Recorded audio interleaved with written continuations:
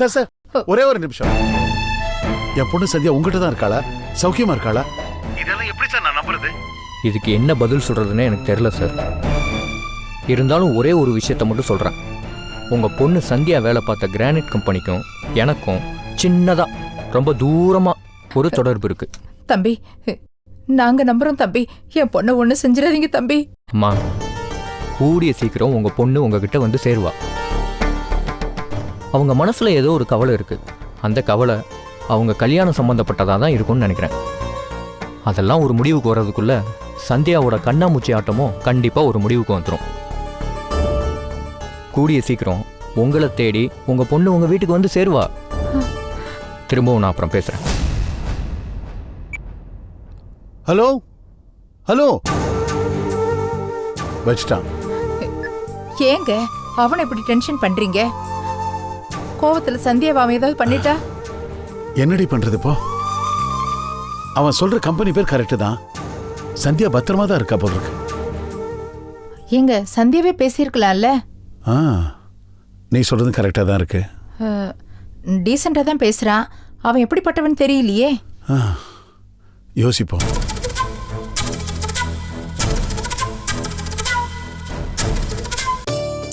Sorry இளவரசி, ஒரு முக்கியமான விஷயத்த நான் சொல்லவே மறந்துட்டேன். சுப்பிரமணி சார் காலையில யுஎஸ்ல இருந்து போன் பண்ணியிருந்தாரு. ரொம்ப சீக்கிரமா சொல்ற?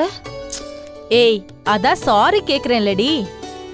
மகா ஆபரேஷன் டேட் இன்னும் ஃபிக்ஸ் பண்ணலையா, அப்சர்வேஷன்ல தான் வச்சிருக்காங்களாம்.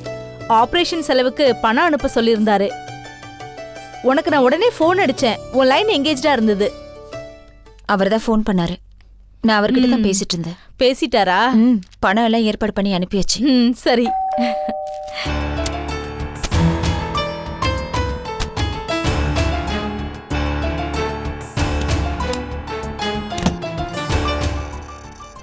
Good morning madam. Good morning. வணக்கம். வாங்க. வணக்கம் மேடம். வாங்க. என்ன எல்லாரும் திடீர்னு வந்திருக்கீங்க? வாங்க உள்ள.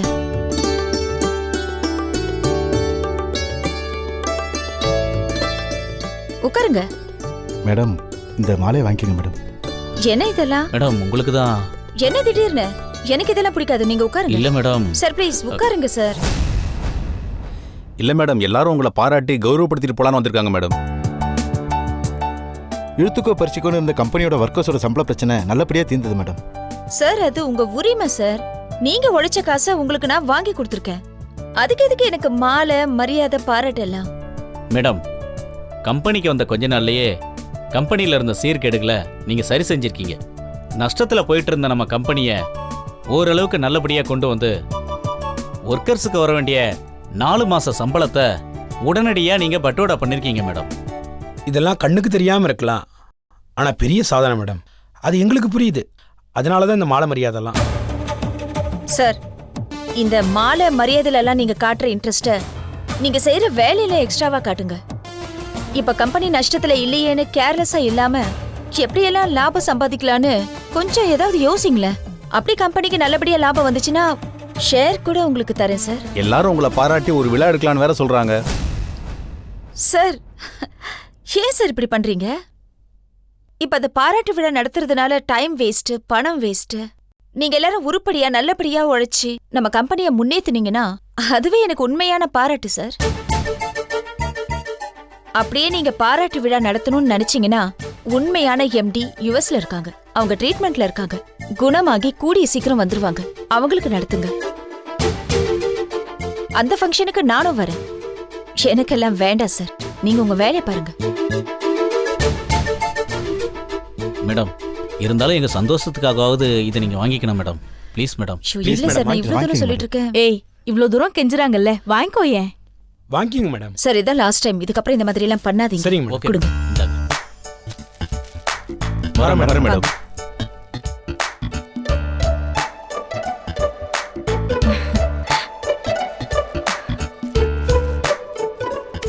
ஏண்டி, ஒரு மாலையை வாங்கி கழுத்துல போட்டுக்கிட்டா சந்தோஷமா சிரிச்சிட்டு கையை தட்டிட்டு போறாங்க. அதுக்கேண்டி இவ்ளோ பிகு பண்ற? நிக்காம 24 மணி நேரம் ஓடிட்டு இருக்கிற வாட்ச்க்கு கூட சாவி கொடுக்கணும், பேட்டரி இருக்கு. பாராட்டு அப்பப்ப நமக்கும் தேவைதான் இளவரசி. இல்லன்னா கடமையை செஞ்சுட்டு நாமளும் சோர்ந்து போயிடுவோம். எனக்கு ஒரு சம்பளம் போட்டு கொடுத்துட்டு என்ன உனக்கு பிஏவா ஆக்கிட்டேன்னு வச்சுக்கோ. நான் உனக்கு இந்த மாதிரி இலவச அறிவுரையெல்லாம் எடுத்து எடுத்து சொல்லிக்கிட்டே இருப்பேன். என்னடி எனக்கா? ம். ஹே, குக்கரு ஆஃப் பண்ணாம இருக்கு, போய் ஆஃப் பண்ணிட்டு வரேன். ம்.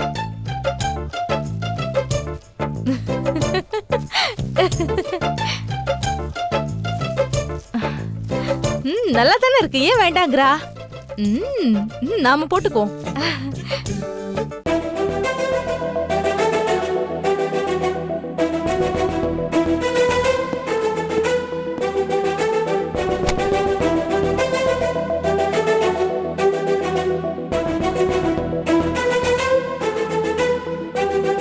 இது என்னன்னு தெரியுதா? தெரியும்டா, கத்தாத. நமக்கு போட்டியா இருக்கிற மகா கம்பெனியோட பேலன்ஸ் ஷீட் தானே. அந்த கம்பெனி சிக்கியூரிட்டா இருக்கும்போதே நம்ம வாங்கணும்னு பிளான் பண்ணோமா இல்லையா?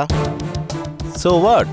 அந்த மகா கூட நம்ம டேர்ம்ஸ் அண்ட் கண்டிஷன்ஸுக்கு ஒத்து வந்தாலே கையெழுத்து போட கூட தயாராயிட்டா. அந்த சொரூபனும் இளவரசியும் நடுவில் பூந்து குட்டையை குழப்பி நம்மளை நாசம் பண்ணிட்டாங்களே. அந்த இளவரசிக்கு எதுவும் தெரியாதுன்னு நினைச்சோம். அனுபவம் இல்லாதவ பிஸ்னஸை ஊத்தி மூடிடுவா அப்படின்னு தப்பு கணக்கு போட்டுட்டோம். அந்த பேலன்ஸ் ஷீட்டை பாரு, என்ன பண்ணான்னு தெரியல. நஷ்டத்தை பாதியா குறைச்சிட்டான். ஏய், நான் பாட்டுக்கு பேசிக்கிட்டே இருக்கேன், நீ பாட்டுக்கு படம் வரைஞ்சிக்கிட்டு இருக்க. டேய், எதுக்குடா டென்ஷன் ஆகுற? நான் படம் வரைகிறத நிறுத்திட்டா மகா இண்டஸ்ட்ரி திரும்பவும் நஷ்டத்துக்கு வந்துருமா? ஏன் இப்படி நடந்துக்கிற? Suresh, be serious. ஏதாவது ஐடியா கொடு. இளவரசியை எப்படியாவது தடுத்து நிறுத்தணும். அவளுக்கு ஏதாவது பணத்தாசை காட்டி ஏதாவது லக்ஸுரி கார்கள் வாங்கி அவளுக்கு பிரசன்ட் பண்ணி நம்ம பக்கம் இழுக்க பார்க்கணும். தப்பறா, இளவரசி அதுக்கெல்லாம் மசீர ஆள் கிடையாது. இளவரசி ஒரு மிடில் கிளாஸ் உமன். நிச்சயம் அவளுக்கு நிறைய பணம், பட்டுப்புடவை, ஃபாரின் காருன்னு ஏகப்பட்ட பலவீனம் இருக்கும். அவளை எப்படியும் நம்ம வலையில விழ வச்சிடலாம். சரி, உனக்கு தெரிஞ்ச வழியை நீ ட்ரை பண்ணு. முடியலன்னா நான் சூப்பரா ஒரு ஐடியா வச்சிருக்கேன். அது என்ன? டேய், எடுத்த உடனே கிளைமாக்ஸ் போகக்கூடாதுடா. முடிஞ்ச வரைக்கும் தானத்தை கொடுப்போம், மசீலன்னா தண்டத்தை எடுப்போம். மகா யூஎஸ் போயிருக்கா. அவ வரத்துக்கு முன்னாடி எதுவாக இருந்தாலும் நம்ம செஞ்சு முடிக்கணும்.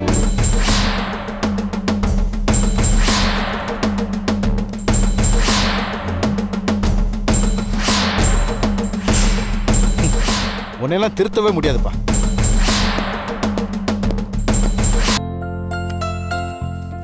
என்னங்க லஞ்ச்? இன்னைக்கு என்ன வச்சிருக்க? தயிர் சாதம். டெய்லி தயிர் சாதம் தானே, இன்னைக்காவது எதாவது மாற்றக்கூடாதா? தினமும் அதே பொண்டாட்டி தான், மாத்திடுவீங்களா? இதெல்லாம் நீ பேசலடி. வாங்குற 20,000 சம்பளம் அது பேசுது.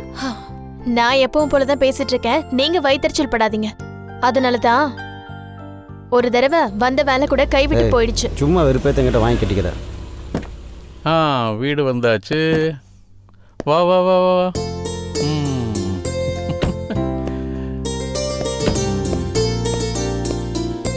லீலா, வாங்க வாங்க சார். அம்மா அங்கிள் வாங்கி கொடுத்தாங்க. அப்படியா சார்? தர்ஷினி எப்படி உங்களோட? தெருமுனையில குழந்தை விளையாடிட்டு இருந்தா, நான் அப்படியே கூட்டு வந்தேன். ஏமா லீலா, டிராஃபிக் அதிகமாக உள்ள ரோடு, காரு வண்டியெல்லாம் போயிட்டு வந்துட்டு இருக்கு. குழந்தைய கொஞ்சம் ஜாக்கிரதையா பாத்துக்க மாட்டியா? சாரி சார், இனிமே ஜாக்கிரதையா பாத்துக்கிறேன். சரிம்மா. சார் உட்காருங்க சார். இல்ல பரவாயில்லம்மா. சார் ஒரு காஃபியாவது சாப்பிடுங்க. ஐயோ அதெல்லாம் ஒன்றும் வேணாம்மா, பரவாயில்ல இருக்கட்டும்மா. ஆமா, எங்க வீட்ல எல்லாம் நீங்க காஃபி சாப்பிடுவீங்க. என்னம்மா அப்படி சொல்லிட்ட? உன் கைப்பக்கம் எப்படி இருக்குன்னு பாப்போம். போட்டு கொண்டு வா. 2 minutes சார், இது வந்துடுறேன்.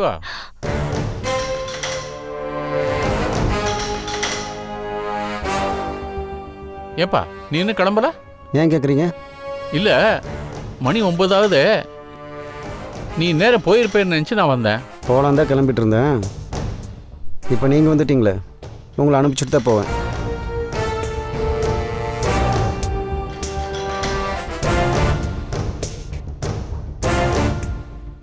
என்னங்க சார் காஃபி? அவளை இறக்கி தான் விடுங்களேன். இறங்கிறியாமா? ஓகே, அவளே சொல்லிட்டா. என்னங்க சார் காஃபி? Thank you thank you. ஆஹா பிரமாதம்மா. எங்க ஊர் அக்ரகாரத்து டிகிரி காப்பி அப்படியே கொண்டு வந்துட்டேன். எவ்வளவு நாள் ஆச்சு தருமா இந்த மாதிரி சாப்பிட்டு. ஆஹா, இந்த மாதிரி பிரமாதமா காப்பி போட்ட அந்த விரலுக்கு ஒரு வைர மோதிரமே போடலாமா? என்ன சைஸ்? உன் கையை காட்டு. ஓ ஓகே ஓகே, கண்டிப்பா போட்டுடலாம். ஆஹா சூப்பர். என்னங்க நீங்க கிளம்புங்க. இல்லை சார் இருக்கும்போது கிளம்புனா அவருக்கு மரியாதையாக இருக்காது. சார் போகட்டும், அப்புறமா நான் கிளம்புறேன். பரவாயில்லப்பா, நீ பாட்டு கிளம்பு. இல்லை சார் பரவாயில்ல, நீங்கள் போனதுக்கப்புறம் நான் கிளம்பிக்கிறேன். லீலா, நீ பெரிய தப்பு பண்ணிட்டம்மா. எது? நான் இவ்வளோ கல்யாணம் பண்ணிக்கிட்டதா? என்னங்க? அது இல்லப்பா, இது மேட்ரே வேற. லீலா, நீ ஜெராக்ஸ் கடை வாங்குறதுக்கு விமலா மேடத்துக்கிட்ட 5 லட்சம் லோன் கேட்டியம்மா? ஆமா சார், அது எப்படி உங்களுக்கு தெரியும்? தெரியுமா? நான் தான் உனக்கே தெரியாம உன்னை ஃபாலோ பண்ணிட்டு இருக்கேனே. அதாவது உன்னை எப்பவுமே உன்னிப்பா கவனிச்சிட்டு இருக்கேன்னு சொல்றேன். நீ எது செஞ்சாலும் எனக்கு தெரியாம போகாது, என் கண்ணிலே தப்பாதுமா.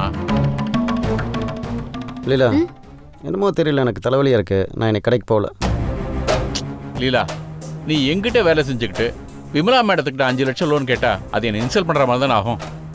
நீ எங்கிட்ட அந்த பணத்தை கேட்கறதுக்கு உனக்கு உரிமை இல்லையா? உனக்கு நான் 5 லட்சம் தரக்கூடாதா? அந்த உரிமை எனக்கு இல்லையா? 1 செகண்ட். இந்தா 5 லட்சத்துக்கு செக் இருக்கு, வாங்கிக்க. வாங்கிக்கலீலா. சார் இவ்வளோ பெரிய தொகை நீங்க போய் இல்ல வேணாம் சார், நாங்க பேங்க் லோன் வாங்கியே கட்டிக்கிறோம் சார். என்னங்க? லீலா, ஒன்று மட்டும் நல்லா ஞாபகம் வச்சுக்கோ, இதுவும் லோன் தான், ஆனால் வட்டி இல்லாத லோன். இப்படி உனக்கு எங்கேயுமே கிடைக்காதுமா. நீ எங்கிட்ட வேலை செய்கிற, உன் சம்பளத்துலேருந்து கழிச்சிக்கலாம். கிருஷ்ணா கடையிலேருந்து வர கலெக்ஷனில் அவர் கட்டட்டும். உங்களால் எவ்வளோ முடியுமோ அவளை கொடுத்து அடையுங்க. கழுத்தில் துண்டு போட்டு ஒன்றும் நான் கடனை திருப்பி கேட்க போகிறதில்ல. இந்த முதல்ல இது குடிமா, வாங்கிக்க. சொன்னா கேளுமா, வாங்கிக்கமா.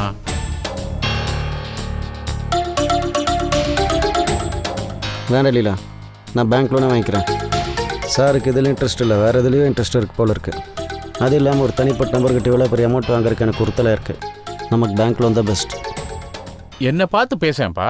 எங்கே பார்த்து பேசினேன்னா சார், உங்கள் கேள்விக்கு பதில் சொல்லியாச்சு. இப்போ 2 பேரும் தப்பு பண்ணுறீங்க.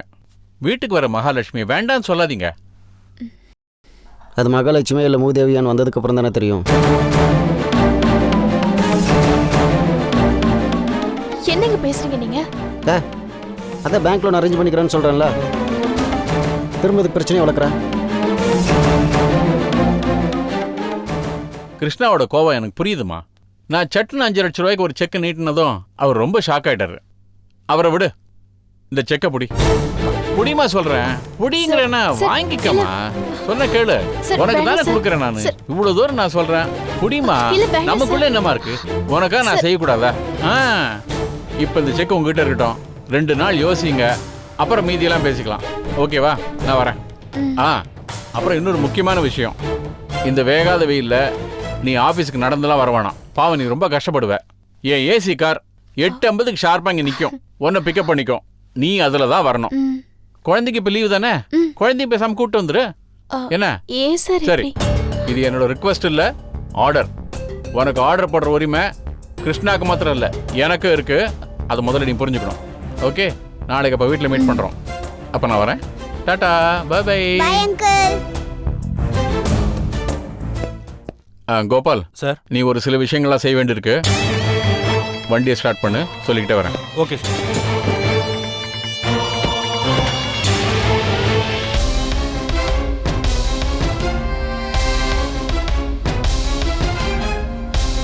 என்னங்க ஒரு நிமிஷம்.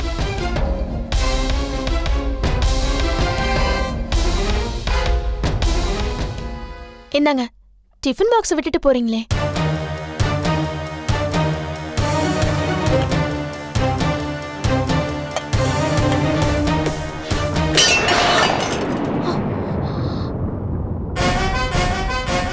இப்போ எனக்கு பேசிகிட்டு இருக்க நேரம் இல்லை, இன்னைக்கு ராத்திரிக்கு வரேன். உனக்கு எனக்கு ஒரு குருச்சேத்திரம் இருக்குது, அப்புறம் டிசைட் பண்ணிக்கலாம் நானும் நீ ஒன்றா சேர்ந்து வாழ போகிறோமா இல்லையான்னு.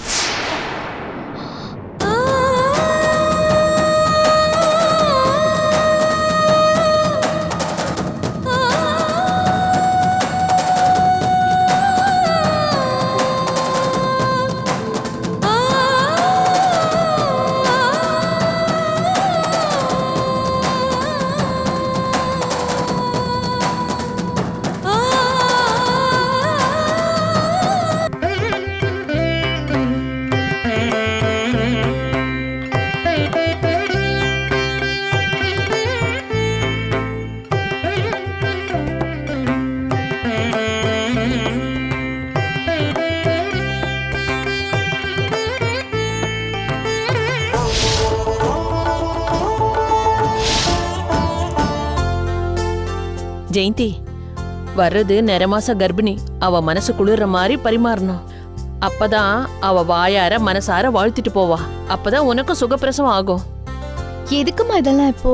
ஐயோ, என்னடி இப்படி பேசுற? கணத்துல போட்டுக்கோ, கணத்துல போட்டுக்கோ, அப்படிலாம் சொல்லக்கூடாது. ஏண்டி வேடிக்கை பார்த்துட்டு இருக்க? எனக்கா பிரசவம்? நீ கணத்துல போட்டுக்கோ.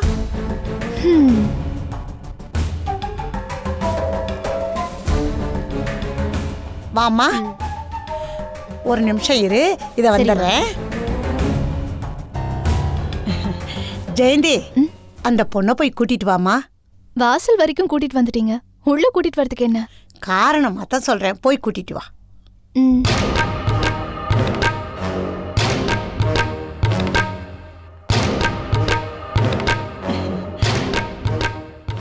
பாத்தியா பாக்யம், கண்கொள்ளா காட்சியா இருக்கு பாரு.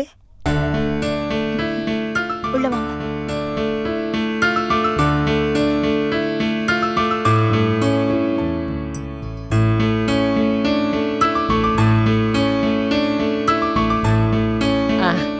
மெதுவா மெதுவா பாத்து, குழந்தை பத்திரம். அடேடே, என்னடி வேகமா வந்தா தான் என்ன? அவங்க என்ன வயிற்றுல தலைகாணியா கட்டி வச்சிட்டு இருக்காங்க கீழே விழுறதுக்கு? குழந்தைடி,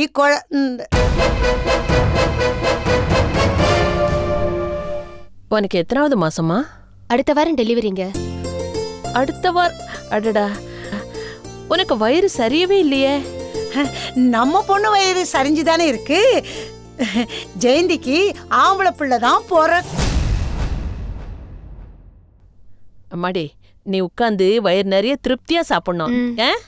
அப்புறம் உன்னால தரையில உட்காந்து சாப்பிட சௌரியப்படுமா, இல்ல டைனிங் டேபிள் ஏதாவது செட்டப் பண்ணி தட்டுமா? ஐயோ இல்லங்க, டாக்டர் என்ன நல்லா உட்காந்து எழுந்து பிராக்டிஸ் பண்ண சொல்லிருக்காங்க.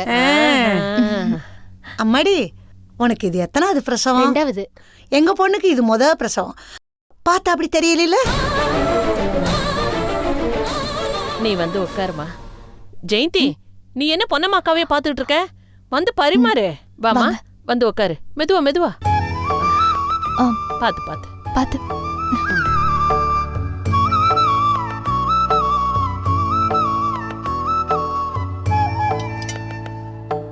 பாக்யம், இப்போ உனக்கு சந்தோஷம் தானே?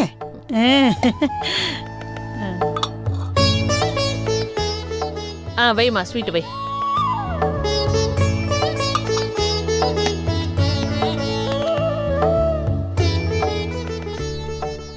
சாப்பாட்டை நல்லா அள்ளி வைமா. இல்ல பரவாயில்லம்மா, சம்பிரதாயத்துக்கு கொஞ்சமா போடுங்க, நிறைய சாப்பிட முடியாதுல்ல.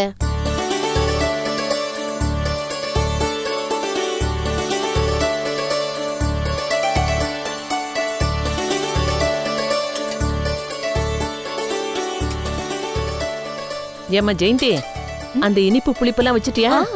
அம்மா போதுமா, நிறைய சாப்பிட்டா வாமிட் வந்துருமா. நிறைய மசக்க வந்து எடுத்திருப்பியோ? ஐயோ, நான் வாமிட் எடுத்தா ஊரே கூடிடுங்க.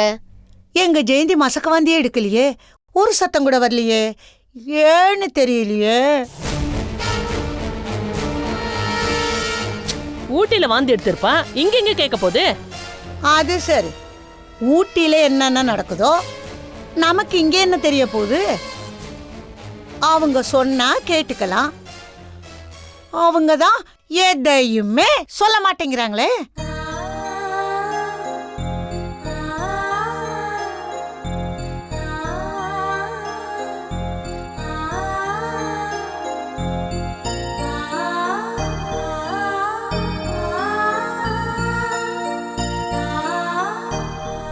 ஜெயந்தி, என் வாயும் வயிறும் நிறைஞ்சி சந்தோஷமா சொல்றேன், உனக்கு சுகப்பிரசவம் தான் ஆகும். நீ ஆசைப்படுற குழந்தை உனக்கு எந்த கஷ்டமும் இல்லாம நல்லபடியா தான் பிறக்கும். ரொம்ப தேங்க்ஸ். அப்பாடா, வாழ்த்திட்டேன். இப்பதான் என் மனசு குளிர்ந்துச்சு.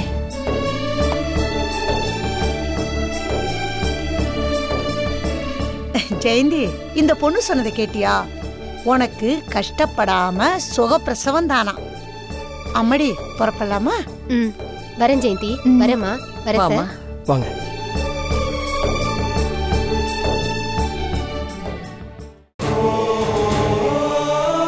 ஜெயந்தி, எனக்கு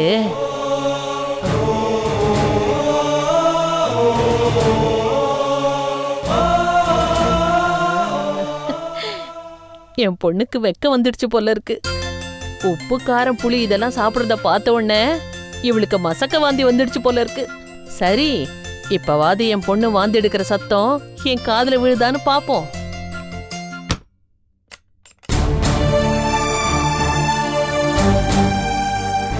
என்ன ஜெயந்தி, நீ பாட்டுக்கு பேசிட்டு இருக்கும்போது உள்ள கிளம்பி வந்துட்டேன்.